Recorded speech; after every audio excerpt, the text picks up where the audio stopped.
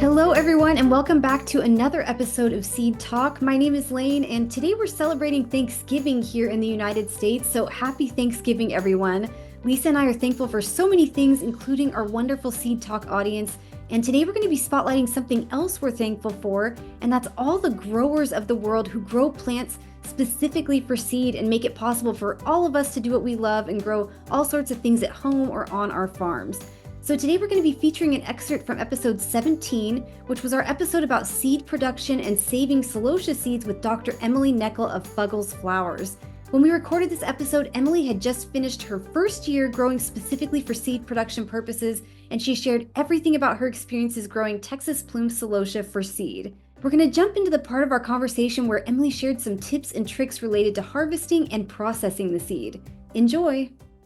All right, so now let's talk about harvesting. So when you're collecting seeds, it's really important to harvest at the right stage when those seeds are fully mature and ripe. You want the embryos inside those seeds to be fully developed so those seeds have maximum viability. But you also don't want to harvest too late and then risk something happening to those seeds. So my first question is, how did you know when the seeds were ready to be harvested? And then my next question is, as a flower farmer, I'm curious, how did it feel to have all these aging flowers in your fields? And for anyone watching over on YouTube, I'm going to put a couple of pictures up from Emily showing the harvest stage for seed collection while she's describing it to us. Okay, Layne, I'm actually going to answer your second question first. As a flower farmer, how did I feel about the aging flowers? This was the first proper effort of seed saving, and I have been cutting flowers at the stage of just enjoying the flowers for so many years that it was weird. It was very uncomfortable, actually. So during the time that it's very uncomfortable, because we would go out there. So in celosia, when you know when to harvest it, when the neck is strong, you can take the bottom of the flower and sort of push the neck back and forth, and the flower doesn't really wiggle. And so for weeks, I did that. And I would say, why are you doing that? You don't need to harvest any of this stuff. So it was strange, but I will admit that I did take a couple of cups of coffee back there and a couple of cups of tea in the afternoon. I may have sat in the middle of the field a couple of times and did a little meditation here and there. And it was such a special thing to be able to be around, literally tens of thousands of these flowers. It was just really special. And so once I got over that this was really cool and beautiful and what have you, and then we really had to start getting to work, because in the past with our seed saving, we had done a little bit, but we had never done this on a large scale effort. And so when we started saving the seed, you really have to make sure that you have at least 3 days of very dry weather. You don't want a lot of moisture in the air. It's very important when you harvest seed heads that you do it in the afternoon on a sunny day. It can be a cloudy day, but you need to make sure that the heads are going to be in the driest position that they can possibly be, because moisture actually is a seed farmer's enemy, because you don't want to get moisture in there because you don't want anything to happen to your seed.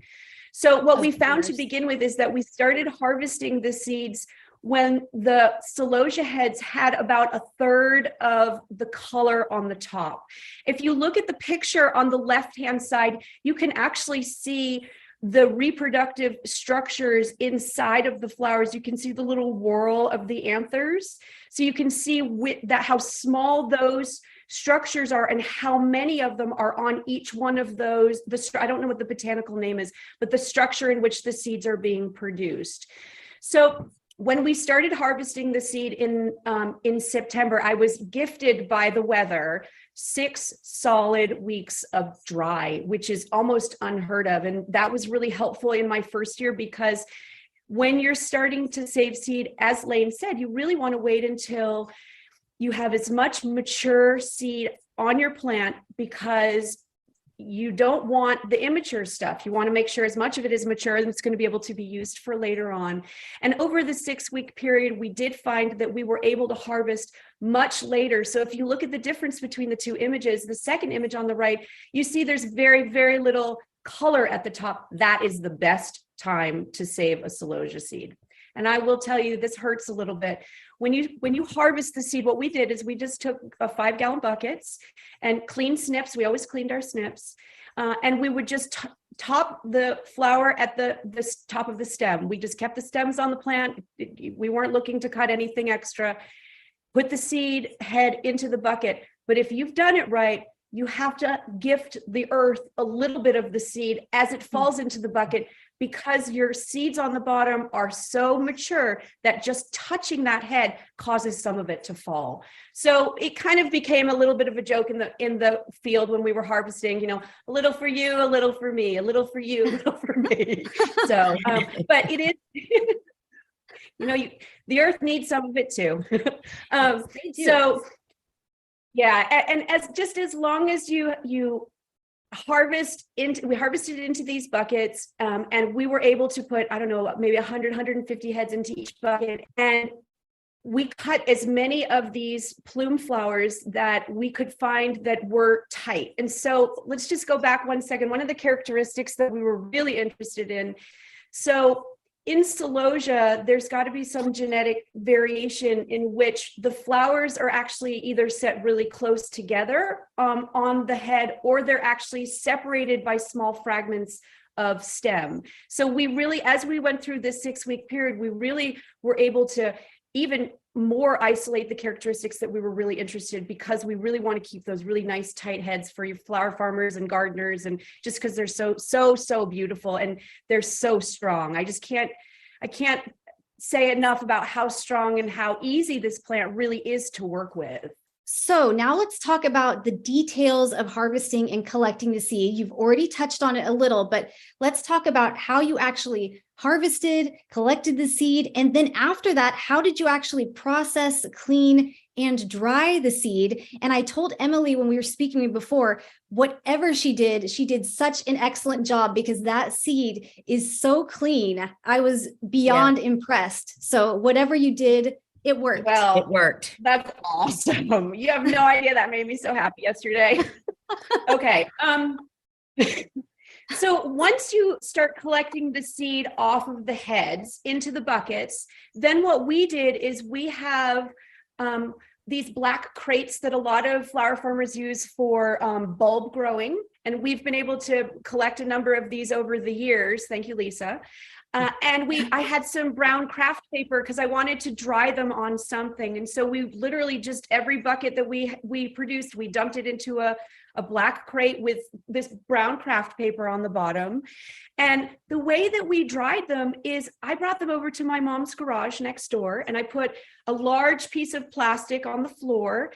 And then I put the black crates on the floor just next to each other. And we had 4 separate fans drying them. And every single day I went over and I turned them by hand or with tongs, just depending on how far away they were for me to be able to get to them.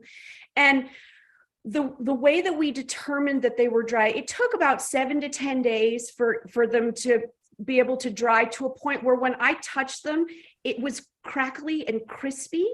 And if I sort of plumed it around, it felt dry. You could feel the difference between the start and the finish. And I want to just go back really quickly back to the harvesting of the seeds.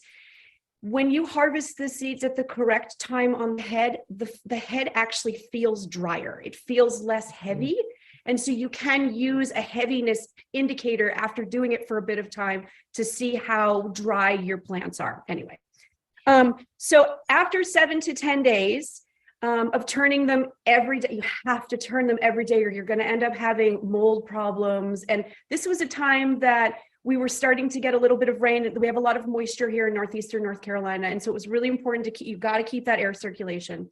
Once I figured out they were dry, I started the process of filtering or of sifting. And so we used five different levels of sifting. Yes. Oh, wow. And it was really important.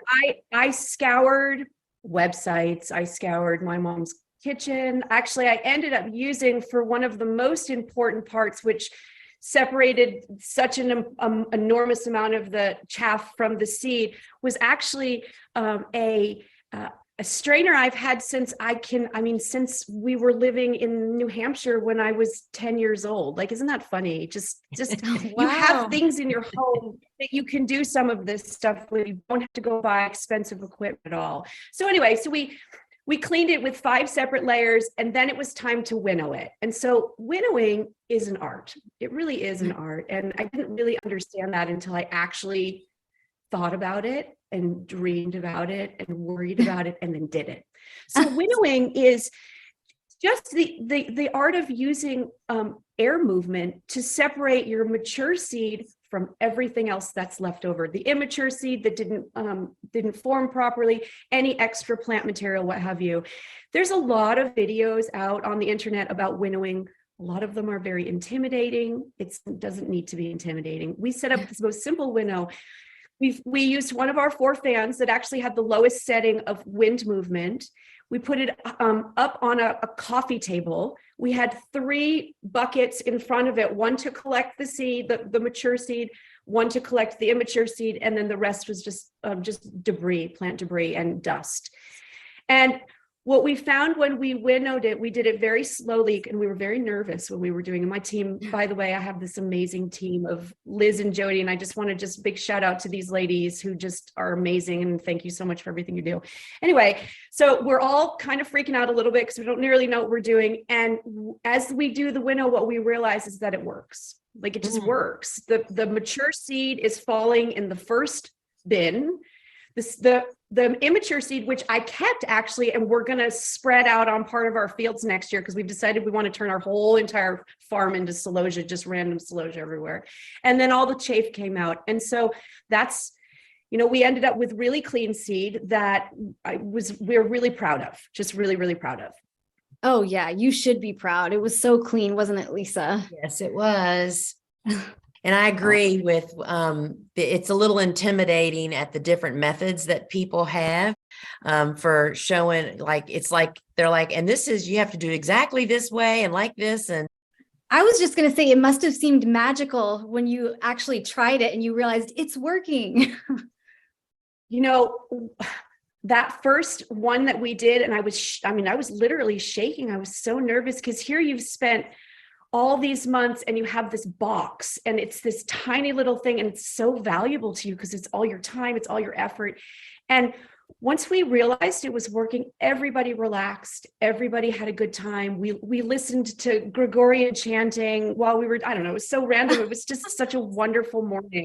That was one of the best mornings we had all year actually as a team. So really the winnowing part was, if you're going to save seed and you're going to try winnowing, don't be scared. Just try it. It's not a big deal. People make it out to be much more of a deal than it really is. Well, I hope you enjoyed this look into Emily's experiences growing celosia plumes for seed production. And if you want to hear the rest of our conversation, feel free to check out the full episode, which was episode 17. This podcast is brought to you by the Gardener's Workshop. So if you find yourself in need of any seeds, tools, supplies, or online courses, feel free to check out thegardenersworkshop.com. Thanks so much for joining us. Please be sure to follow or subscribe wherever you're watching or listening. And for those of you celebrating Thanksgiving today, we wish you a safe and happy holiday. Until next time, happy growing.